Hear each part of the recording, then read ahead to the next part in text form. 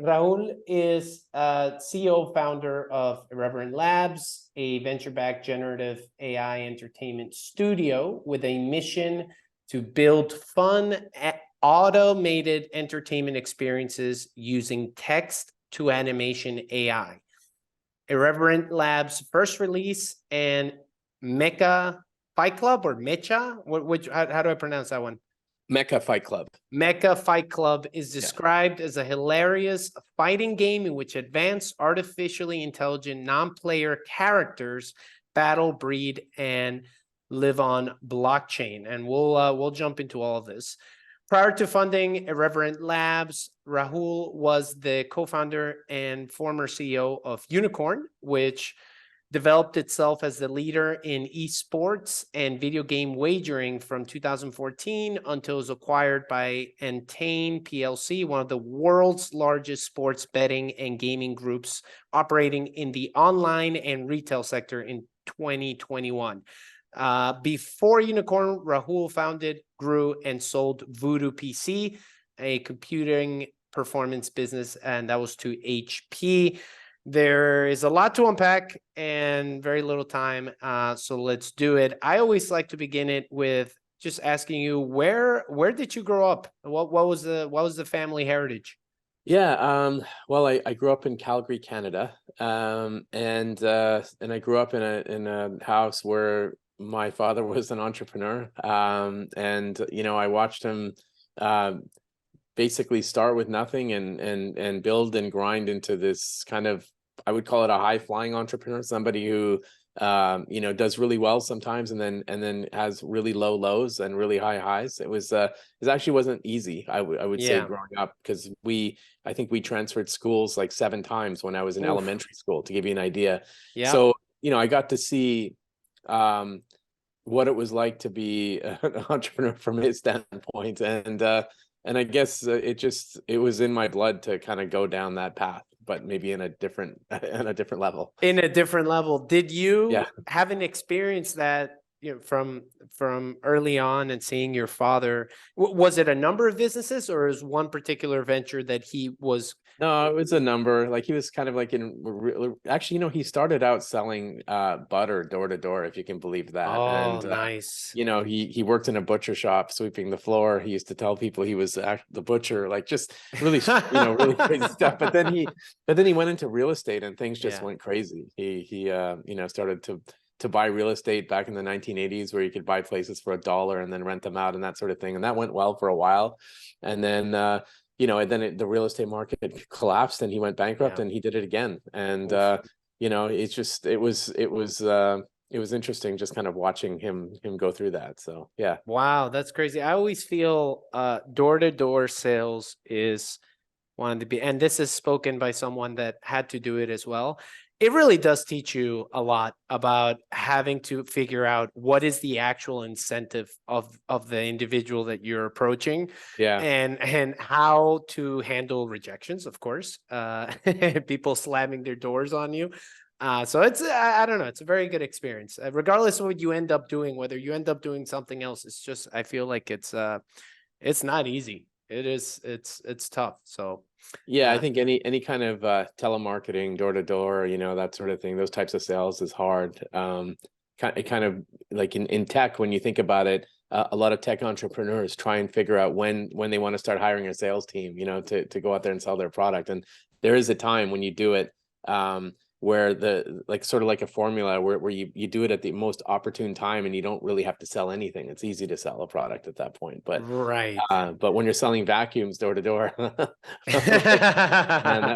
would be hard. Very hard to skip that process. So before talking about Irreverent Labs, I want to talk a bit about your journey with Unikrn. So what did Unikrn do? Let's start there. And I also love learning about just what were the customers, how did it generate revenue? Sure.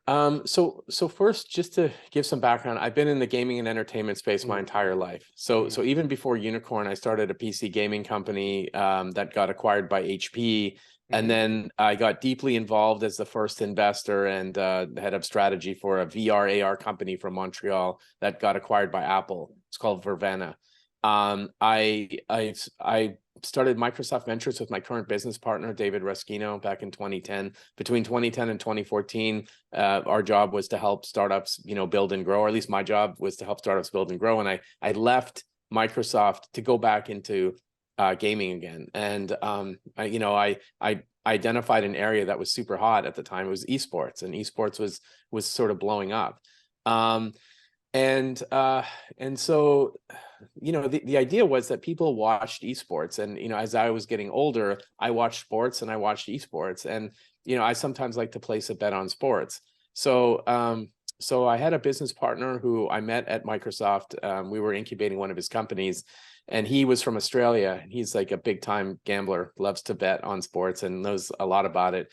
And, we just talked about this idea of setting up a regulated business to allow people to bet on their own skill in video games, as well as to bet on the outcome of others in professional video games. And it was a hard business, man. It was very hard. Like we Yeah. started building on blockchain in 2014, 2015. We built That's super early. It was That's very crazy. early. But we did because we wanted to create easy sort of payment systems, because onboarding individuals into gambling was difficult with existing payment rails. That was one thing. The other thing is we wanted to create a coin that would allow us to identify and establish new markets before we were licensed there. And the coin would be like a free-to-play coin. So the idea was that, like, for example, in China, we had users that wanted to use the platform, but we weren't taking bets in China. So we created this coin, which is a free coin that people earned, and they could bet using silver, basically. It was called Unikrn Silver at the time. And it allowed us to identify new markets where, and help us sort of develop the product even further. And then things just went crazy. We blew up. Basically, everybody wanted to use the platform. In 2017, we took this coin and we put it on blockchain on Ethereum. And that was sort of a double-edged sword. At the time, it was an amazing move that we did it. Like, we were the first to do it, and, things were going crazy. And the markets went nuts. As the crypto markets went crazy in 2018, 2019, and then it collapsed. And when it collapsed, the SEC sort of went around and started to inquire on certain companies in the US. And we were one of them because, we had people like Mark Cuban and Ashton Kutcher and others invested in our company. And it was highly visible, it being that we were already a regulated business, and we had licenses in Malta and Isle of Man, and we were getting a license in New Jersey at the time. And because of that visibility, we basically spent 2 years on an inquiry with the SEC, and it was very hard. It was like the most stressful time of my life in business. We were paying our lawyers millions of dollars. I have some lessons there as well, in terms of the kind of lawyers you want to work with. And I'd love to get into that too. Yeah, man, I'll tell you, like, the difference between a book smart lawyer and a street smart lawyer is, don't hire a book smart lawyer. Like, just don't do it. You pay way too much money to educate, people on your business multiple times over. Whereas a street smart lawyer, a small law firm, is going to spend the time getting to know you as a person and your company.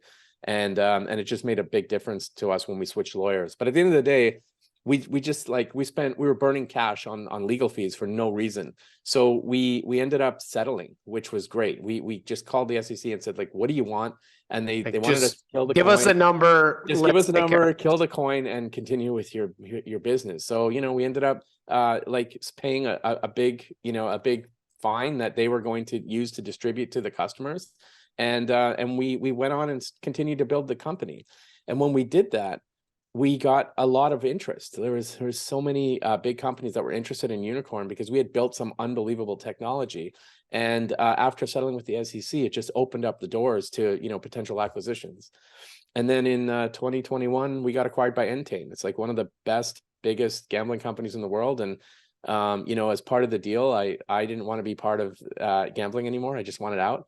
And so they made 4 separate offers, and luckily, I was bought out, and I could go do whatever I wanted after that. And I'll tell you, I never want to be in a regulated type like I was business gonna again. ask you I that. just don't want to do it. I won't. It took years of my life out of me. I was losing hair, and it was super stressful. But I'll tell you, it was such an amazing company, such an amazing team, really cool product, and they're continuing on now. And they just relaunched. They got licenses in Brazil, and they sort of starting in Latin America and some other places. And it's going to be big. It's going to be a big deal for How? Entain. So that's really cool what you mentioned about before even getting the licensing, a way to test the market was doing the coins. Was that something that you saw from somewhere else and you said, or was that common practice, I guess, or was that something that you're like, let's, we can do this. It's kind Yeah. of knowing what you can and cannot do, and then you're figuring out what else you can do with your tools. It was sort of like points, when you think about it, what if we were to give users points and they could play bet with? Just the concept of play betting was the sort of the idea that we came up with.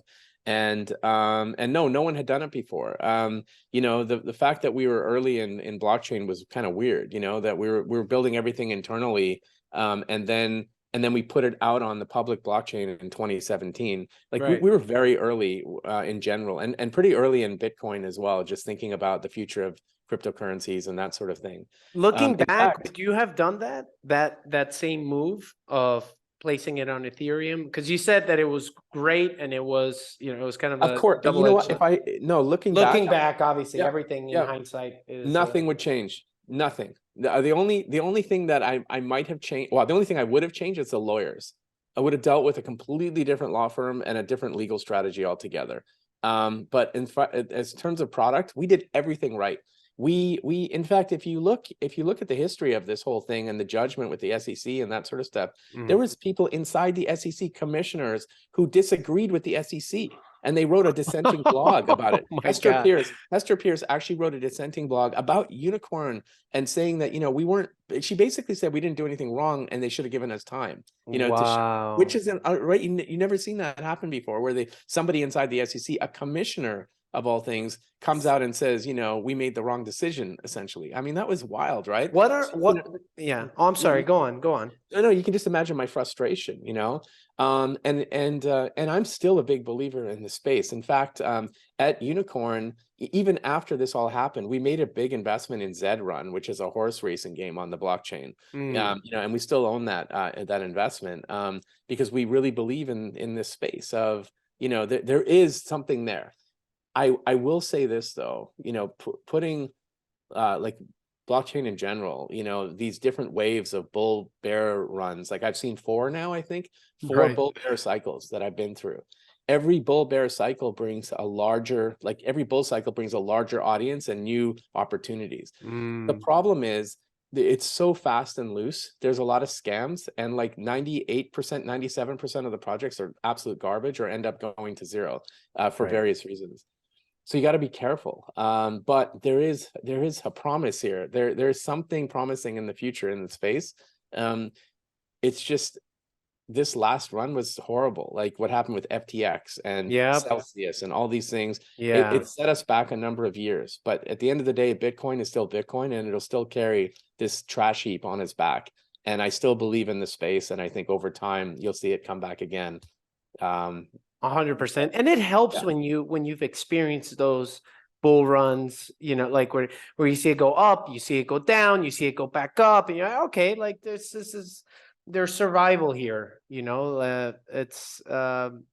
does give you a certain type of perspective for it. So I've learned that people tend to disappoint. I always say that. It's something I learned when I was actually my former boss at HP said that to me all the time. People tend to disappoint, and he's absolutely right. It's so true.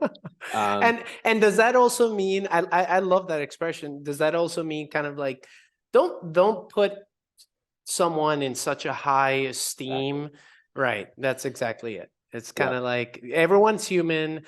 Whoever you think is doing including incredible, me, right? Including us, right? We're Including human. yourself. And we can disappoint people too, it is what it is. And so you don't want to put all your bets in somebody and or something. You kind of want to and I guess it's taught me to sort of trade with no emotion. You know, you cannot be emotional when it comes to crypto at all. You just can't. And or even like the stock market in general, or making investments in general. You can't let your emotions get in the way of, or even like your political beliefs get in the way of making good business decisions, right? Yeah, I don't know. You know, I Yeah. see that a lot with seasoned founders where they'll share something that is incredible news. And, you know, with me, and I'm like, that's amazing, man. That's blah, blah, blah. Yeah, we'll see. Right. And it's kind of like, and then horrible news they'll share, and you're like, oh, what are you going to do? That's crazy, blah, blah. And they're like, yeah, we'll see. Right. So to your point, that's stoic, right? It's just right in the middle, you know, whether it's fascinating, whether it's really bad, at the end of the day, you've seen so much that you kind of just figured it out. Have you heard the Persian saying, "This too shall pass"? Oh, this too shall pass. Yeah. It's the one phrase I live by every day. You know, I've seen the highest highs, and I've seen lowest lows, and you know, this too shall pass. It just is what it is. This too shall And so you pass. just kind of got to let shit slide. And as you get older, I wish I could tell myself this when I was like 20 years younger, right? Just calm down. You know, if somebody's going to come after you, someone's going to sue, or if you're going to be in a regulatory, you know, nightmare or whatever it is, it's just a part of business. And the best thing you can do is build a great product, make as much money as you can, and hire good lawyers just to deal with the bullshit, because you're gonna have to do it. It's a cost of doing business. That's what it is. And you know, every company goes through this. I don't care if you're Microsoft or Google or some startup, you go through it. And just because you're in the news, because you know, you have some regulator on you, or something's going on, or you know, some disgruntled employee sues for whatever reason, like you never know what happens. It happens, right? It happens to everybody. As long as you know you're a good person and your team are great and they love what they're doing, and you know, you have a good reputation, I think that's what matters, right? Very Otherwise, you're true. never going to be able to raise money again. You know, there's No. a reason that in Irreverent Labs we're able to raise 45 million so quick. It wasn't just because we're, you know, lucky, right? It's because we're, you know, we believe we're good at what we do, and our investors believe in us, you know. So what and I'm gonna get to the fundraising part as well. Would love to learn a little bit more. Usually I like covering the sales, a bit of recruiting, a bit of fundraising. For Unikrn, just before we move on, one last thing for Unikrn. What you mentioned, we did a number of things right.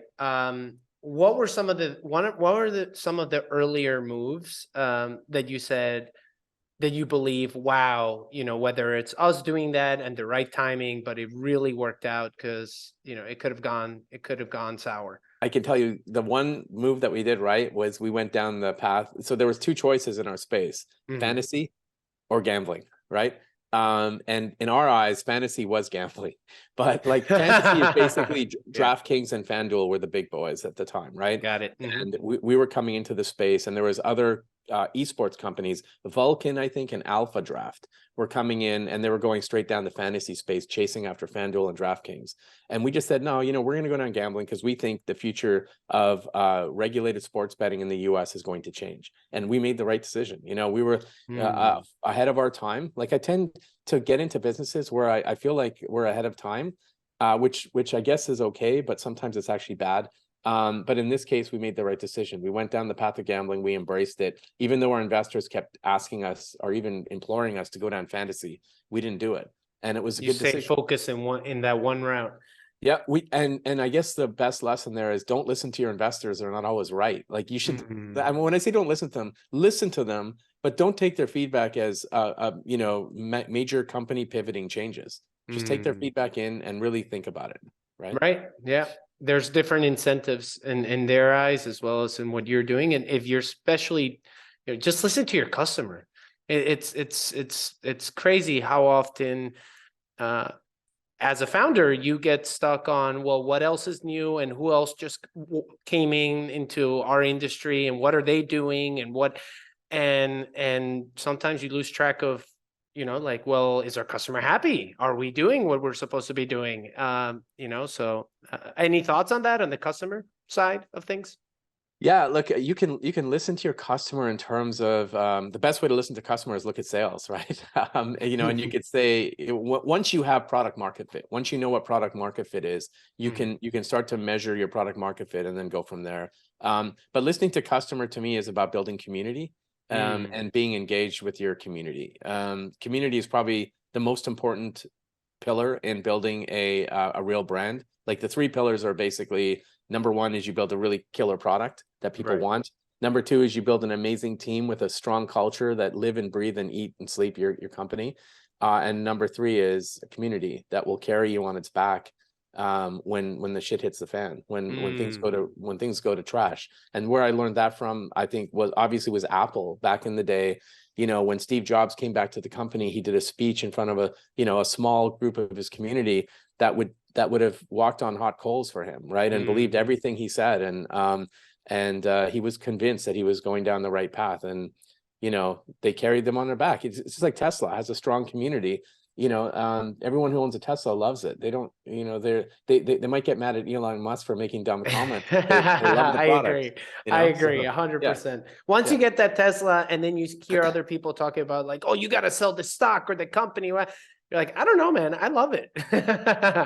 Yeah, exactly. That makes a lot of sense. How did you build out your community then with Unikrn? Because that's a huge pillar. And you know, how did you go about was it partnerships or like what route? Well, so in gambling, it's hard actually, you know, to build a community. You know, if you think about it, I don't know if you place bets on sports, but you might not walk around with a DraftKings hat or a Caesar's Palace hat, right? Like I think Caesar's might be the closest to a brand on the strip, but like you don't walk around with your MGM gear on when you're at the MGM Grand, right? You stay in the hotel, you eat the food, but you don't want to walk around wearing their shit because, you know, they're basically they're trying to take your money, right? And so what we did was we started to build content around esports and become part of the community, the fabric of the community, by participating in events. We bought a team. We set up an all-girls CSGO team. We set up a team in Germany, an all-guys team called BIG, which became very popular and one of the best CSGO teams in the world. And we just started participating in community events and that sort of thing. So we became part of it. And so people kind of accepted us for who we were. You know, it was hard because gambling, you got to be 18 or over or 21 or over, depending on where you are. It has to be a licensed jurisdiction. And there's kids watching these games as well. But it's no different than kids watching football or baseball or Premier League or whatever. People are still gambling on this stuff, right? And so, you know, we had to this was foreign in video games. We had to sort of set the foundation and be the pioneers in the space and educate the public and say, I'm, you know, 40 something years old and I play video games and, you know, I don't want to gamble on it. You know, you might be 13 years old and, you know, that's, we're not trying to sell to you. We weren't, you know? So, yeah, it was a hard sell. Yeah. Did you ever pivot or iterate it from that original mission vision on what Unikrn was doing? Not so much. No, we didn't really pivot. We just honed our strategy. So I look at my career in 5-year increments, regardless of what I'm doing. If I'm in one company, it's 5-year increment. I set a 5-year plan, and in 5 years, if we haven't hit, you know, what I need to do, then I look and say, okay, what do I need to do to pivot my career? So I base everything around my career. Even if I'm in the company as CEO, and I say, okay, we need to do this to get to where I want it to go, right? And so, you know, I did that throughout my years at Microsoft and, you know, and HP and even like Voodoo's where I started to kind of learn it. And I think that's what people need to do is just kind of like set a 5-year plan. And then if you can't, sometimes it's hard to build a roadmap for 5 years. Like I think anybody who has a 5-year roadmap is probably not thinking like in technology terms. Like our roadmap is 6 months and we just keep going, right?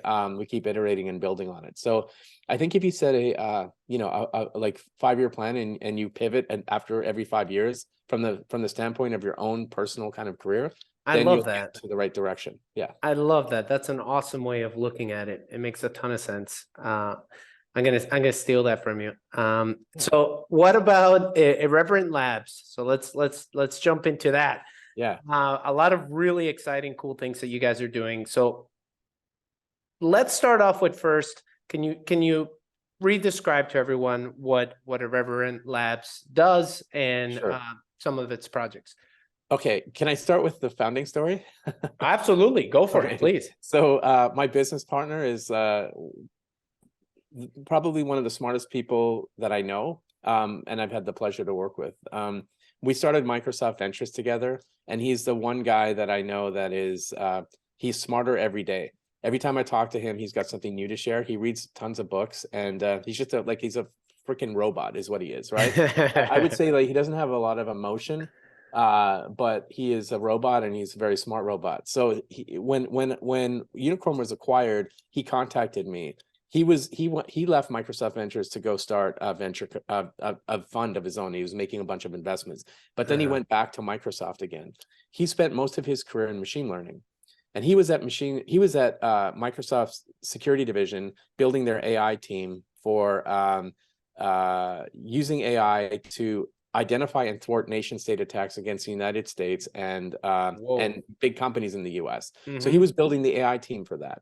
Super neat dude. And he called me and said, hey, I heard you sold your company, let's go for coffee. So I'm like, okay. So we went for coffees. He asked what I wanted to do next, and I said, like, nothing. I think I just want to chill. I don't really want to work anymore after this, like, this stressful, especially like, after that horrible. Yeah. But he said, yeah, no, let's just talk about it. So we started riffing on ideas, and he started to share an idea that he had for a piece of business software that would use AI to build financial models and that sort of thing using AI. And he created the software, he created the brand, and he wanted to go do this. And he was looking for a CEO. So I looked at it and said, man, like I couldn't do this. He said, why? I said, I just fall asleep at work every day. It's not fun, I was gonna right? say, didn't motivate you. I'm like, this sounds so boring, man. And I said, I just can't do it. But I said, I have an idea that I've been working on with my son. And he asked, what's that? And I said, I have this idea for this dumb video game. It's the dumbest idea I've ever had. That's how I prefaced it, right? It's a video game where these robotic cocks and hens fight in the Coctagon, and they're NPCs, they're non-player characters. And so it's basically like cocks and hens. They breed, and they're like pets, and they fight in the Coctagon. It's so dumb. And he actually liked the idea, and he said he actually was the one that brought AI into the whole vision. He said, what if these characters were artificially intelligent NPCs? And then it just started to roll from there, and we're like, man, this is crazy. The idea is that these characters are almost like Tamagotchis, or it's like a Tamagotchi that you open up and you interact with like a pet. The more time you spend with it, the happier they are, the better they fight for you in the Coctagon. If you don't spend time with it, it goes into a dark place, that sort of thing. It was super right. I love that. Brought me back with the Tamagotchi. Yeah, that's exactly. I love so those. it's like Tamagotchi meets Pokemon with the sense of humor of Family Guy or South Park, and the fighting style of like Mortal Kombat or Street Fighter, right? That's kind of the concept of the game. I love that. And we started to sort of build tools that were, we started to map out what kind of tools we're going to need to create this. And so one of the tools that we were creating, we called it automated entertainment when we first started this. This is way back, just kidding, way back in 2021 when the term generative AI wasn't a thing, right? It was just we just called it automated entertainment. So we had this idea for a tool that does text to 3D and then video prediction. And so basically we can create videos using text and 2D images automatically, right? And then we have these other tools, like we're imbuing each of these birds with DNA, and we're modifying the DNA to fit within the Mecha Fight Club theme. That might be something we release down the road to other developers and that sort of thing, but not yet. But for now, the point is, this tool that we're creating is super exciting, this video tool, right? And we're using it in the game in various ways. But we want the game to be a showcase. Ultimately, we want Mecha Fight Club to be a showcase for the technology that Irreverent Labs is releasing, right? Got it. Now, because the crypto market sort of collapsed the way it is. Oh, and let me just kind of explain the one thing about the birds. So the birds are. I was gonna say, why birds? Where the well, they're cocks and hens. Kind of funny, right? Okay. Like cockfighting, the Coctagon, they fight in the cockpit. They have amateur fights in the cockpit. We have a breeding game called Hender that we're releasing. Like it's all kind of ridiculous. Right? You swipe right on the cocks that you want to breed with and that sort of thing. So it's Family Guy humor right there. Yeah, it's the humor of it, and also the fact that there's no user input. So like you as a user aren't using a controller to control your bird. You're learning from your bird, right? Because it literally is artificially intelligent, and they become increasingly unique over time. This is not like an NFT project, you know. This is like full Wow, it's on, you know. fascinating. These are living, breathing characters. That They're your that you bird's mentor. You're there to. you are training them. You're putting them in the dojo and training them with different moves. You're learning from them to see what kind of what they're good at and what they're not good at, and you're spending time with them like a pet. And ultimately, you're gaining an emotional connection between the player and the character. This has never been done before. And so the purpose of blockchain for us was just the ownership part of the character. We want to put these characters in a vehicle that allows you to transfer it if you want to. If you want to sell your dog, you can. But would you ever sell your dog? Like, you know, no, I would never sell my dog. I love my dog so much, I would never sell it. And I want that type of emotional connection between that and my birds. It's going to take time, but we'll get there.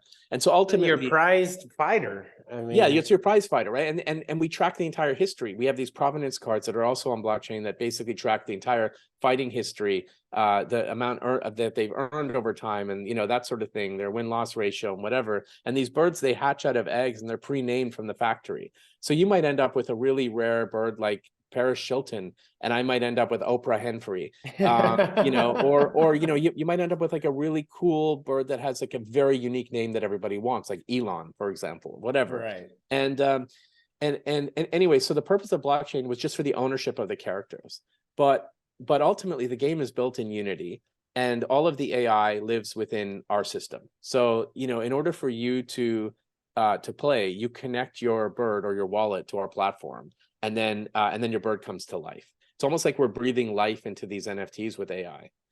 And so, you know, our plan was originally we're going to monetize the game first, and we might make our tools available to the public eventually. But then the whole crypto market collapsed and FTX happened and everything is terrible. Yep. So we said, you know, instead of doing that, why don't we make the game free to play, and we'll release our tool first. The first tool we'll release is you're using the same lessons from your first company of making it free, and then yeah, and it's not, and we're not really pivoting. All we're pivoting is our monetization strategy. So we're taking our text to 3D and video prediction tool, and we're going to release it to the public.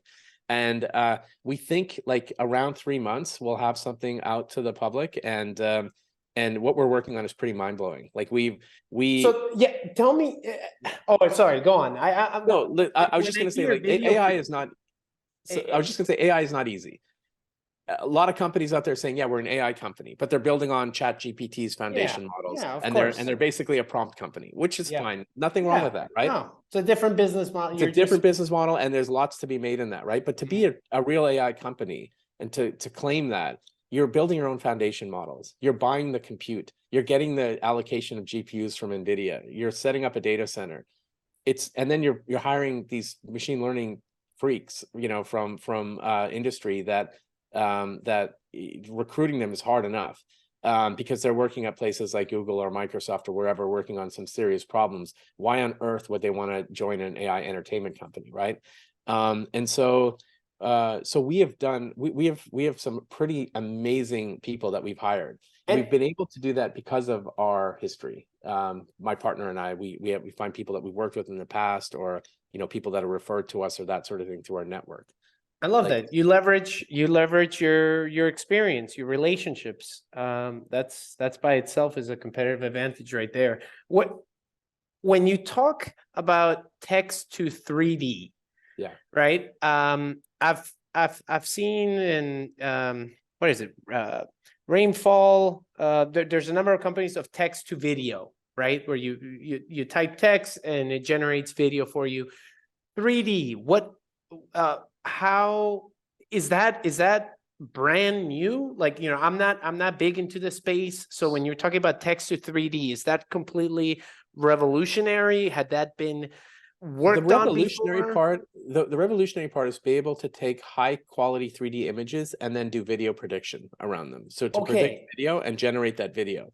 What you've seen with text to animation are basically short, kind of gimpy animations that are low quality, and you know, whether they're useful or not is hard to say. It's another, all right, and that's what this is exactly where I was getting to, which is to really value, even though it sounds already fascinating, like how is it currently done now, right? Like what does this gaming world look like for people now, and what's the now, and then let's compare that to then what it is that you're actually, what you're introducing to the new mix.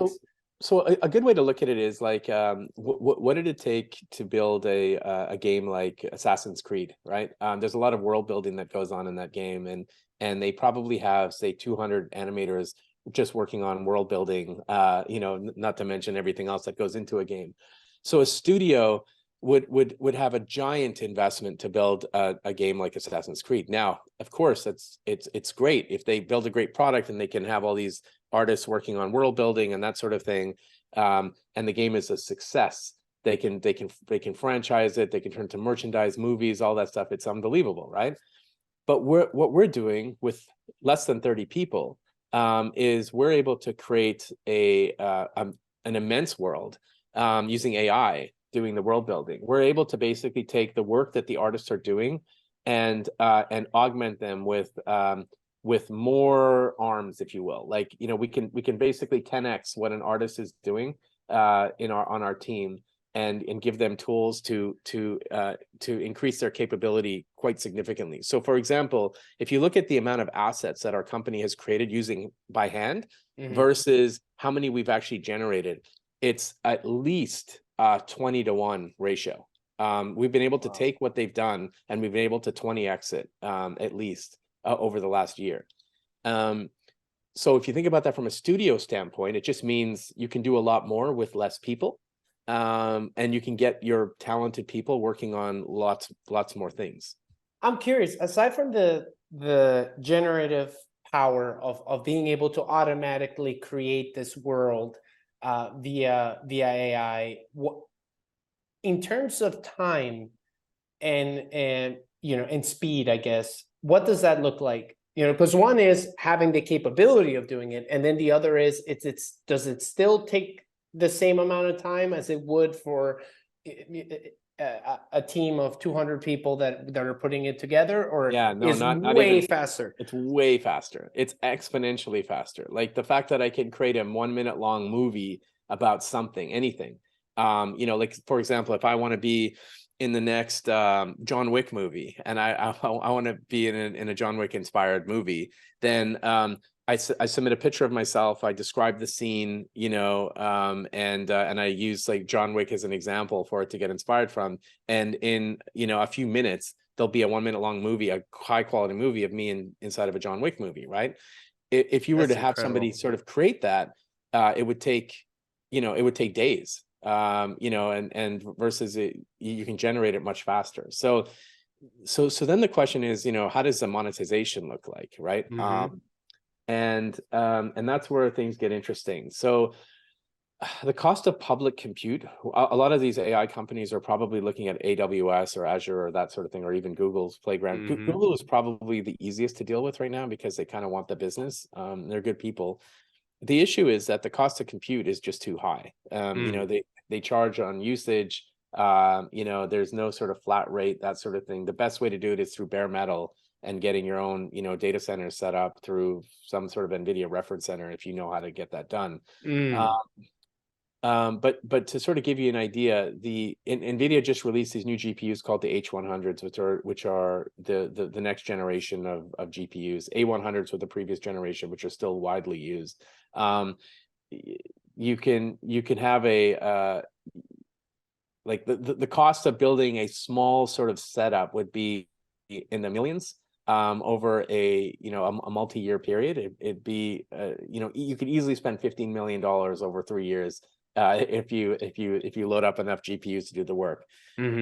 So what you need to do is you need to say, if I'm spending say $3 million or $4 million over 3 years on the compute, how much can I actually produce? Because these GPUs are running 24/7. There's no scaling of them. They're all running 24/7 because when you're training 24/7 all the GPUs at once.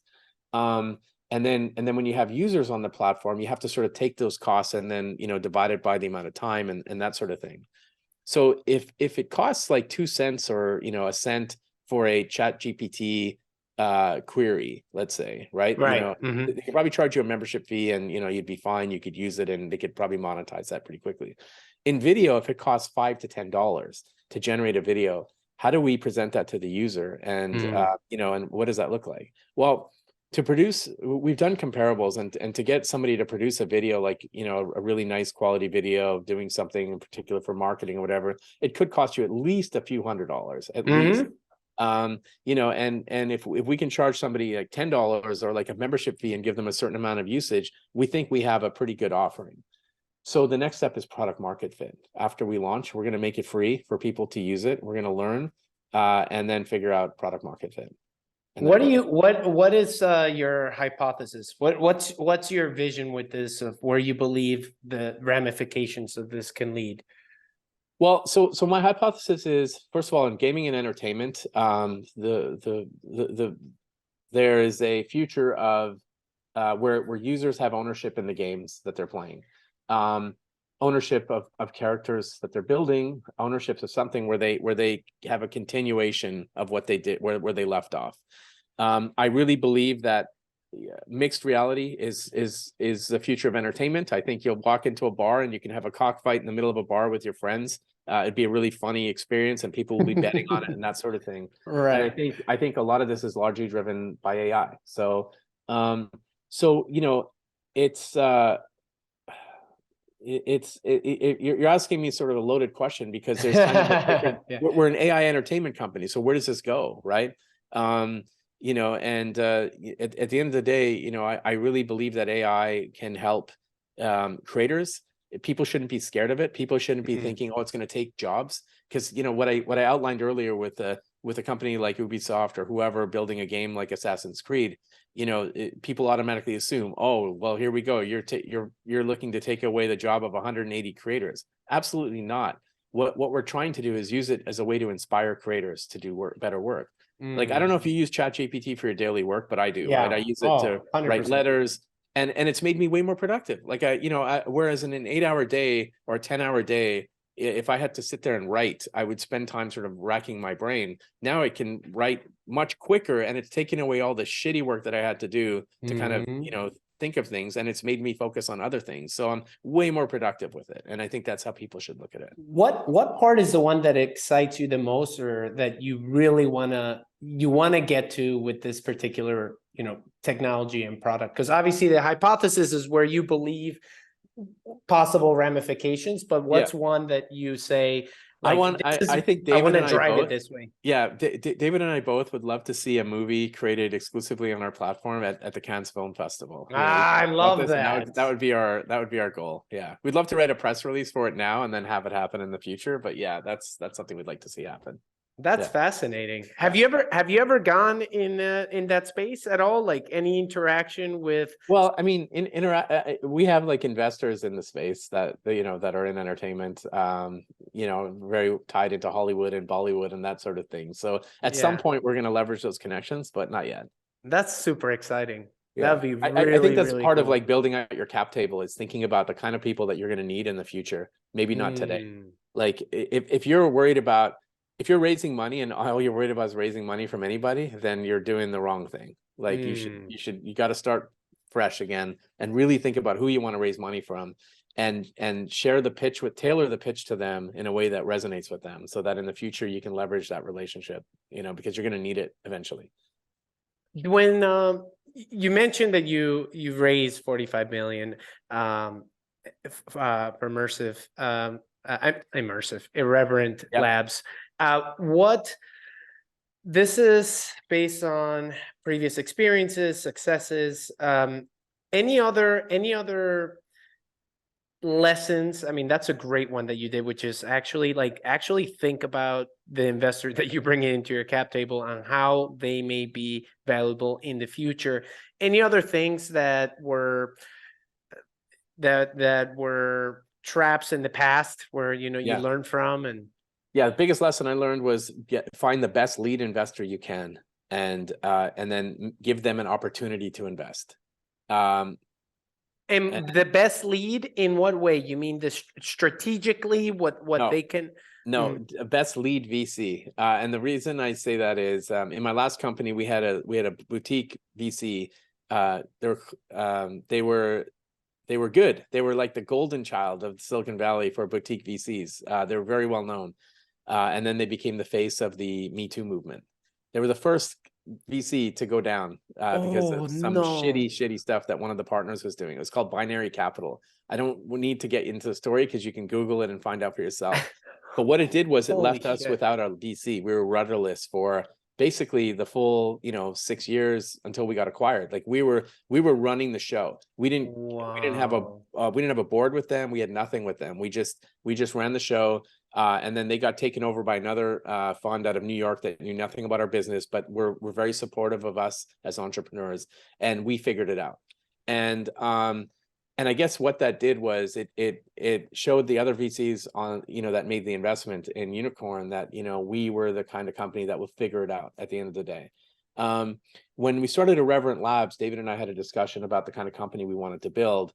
And the one thing I said was we need a VC that has a really good regulatory bench that invests in, regulation. And A16Z was the top of our list. Like that was it. They had to be it.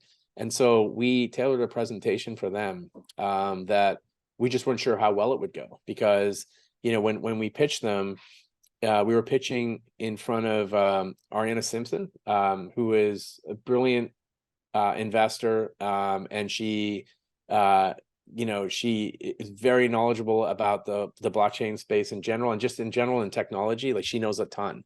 And there was 3 women at the table, Ariana and 2 of her people. And David and I were on the other side of the table pitching this cockfighting game based in the future with, cocks and hens fighting in the octagon, right? And so we show up in the Zoom meeting and we're messaging each other like, hey man, how are we going to do this? And it's just like, let's just be ourselves and, tell it like it is. And so we started to pitch it, and we're talking about the cocks and hens come out, they fight, they hatch out of these eggs, they fight in the octagon, and then we You didn't start with the technology route. Not yet. So then we started to get into sort of the artificial intelligence of the birds, and how they become increasingly unique over time. And Ariana was writing notes the whole time, didn't look up from her paper. And then we said, and here's what a hen looks like. And we put it up and she looks up and then she laughed. It was like 8 minutes in and she said, okay, this is cool. And then it just kind of like, that was good. And that was sort of the beginning of a really great relationship with them. And so I love that you led, because look, you're sharing this story and my initial reaction is highlight immediately the monetization possibilities with the technology and what it can lead to, and blah, blah. You started with, here's the storytelling, here's the narrative of what really gets us excited, of like this, all the possibilities of this particular game. And oh yeah, by the way, like the reason that you can do all these things is because you have that. Right, exactly. That's like really interesting. It was really about painting a vision for what we're trying to create, and then the tech that's enabling it, right? And I think that's where things got super interesting. We quickly raised $5 million right away. They were the lead investor, and then in 3 months, she contacted us and said, we'd like to do a review with the partners about Irreverent Labs, and this meant people that we hadn't met before, people like Ben Horowitz and Chris Dixon, and like a bunch. Is that of a good, when they say got to do a review? Is that a good thing? Is that a bad thing? It's a good thing. It shows that they're engaged with all of their portfolio companies, that they care and that they want everyone to see what we're doing, right? And so so we went in thinking, okay, yeah, we'll go in and we'll show them what we're doing, and we started to really talk about the AI at that point, and how far we've gotten, and we got a call within 30. We weren't planning on raising any more money for a few years, like a couple of years anyways. And she said, hey, listen, we really like what you're doing. We should talk about your next round. And I said, well, we're not really looking to raise now. She goes, no, but you know what? We're happy to have you focus on the product while, you continue building, and we'll help you do the raise. And I said, okay. So she said, can you send me a deck? And I said, I don't have a deck, but I'll create. No, actually, she didn't say that. She said, so tell me what you need, and I'll get things rolling. And I said, well, I got to put together a deck. And she said, we don't need a deck. We've seen your product. I said, no, I got to put together a deck for my team. And so, give me a couple of weeks. So we put together a deck, and then, very quickly, we ended up raising 40 million. So we did a total of 45 million, in a span of like 3 to 4 months, which I guess was pretty epic. And that's amazing. Yeah. And I really believe that we're going to make this to be one of their best investments. Like this is going to pay off well for them. we just got to stay focused and keep building what we're building. So we're excited about it. What is there anything, because this is going out, like I mentioned, to a number of founders, whether it's Web3, whether it's Web2, what are things that it would be great for anyone to know that you're looking for, anything that we can be of help with within the founder community, to pass the word around, whatever it is? Well, we're always looking for really good talent in machine learning, in particular, and we have some pretty high standards there. We recently hired the former chief scientist at Microsoft, who's written a number of papers, and we have someone else that was also at Microsoft and Google. He's written around 60 papers. Like these are pretty serious technologists, but we're looking for like really interesting people in the space of ML, and we're also looking for just really great software engineers who are familiar with like TypeScript and are open to working in things like Rust and that sort of thing, who are security experts, who may not be familiar with blockchain in general, but are very familiar with the foundational aspects of software engineering. We're looking for that as well. Where do they go? Where can they reach you? They should go to Irreverent Labs website, irreverentlabs.com, and they should email hello@irreverentlabs.com if they're interested. Perfect. And then if anyone wants to get in touch with me, the best way to meet me is over Twitter, actually, at Rahul Sood, RAHULSOOD would be the first choice, and the second choice would be LinkedIn. But I warn you, I rarely check that. Well, this is really cool what you're doing. Congratulations on everything, man. Take care, Alejandro. Take care.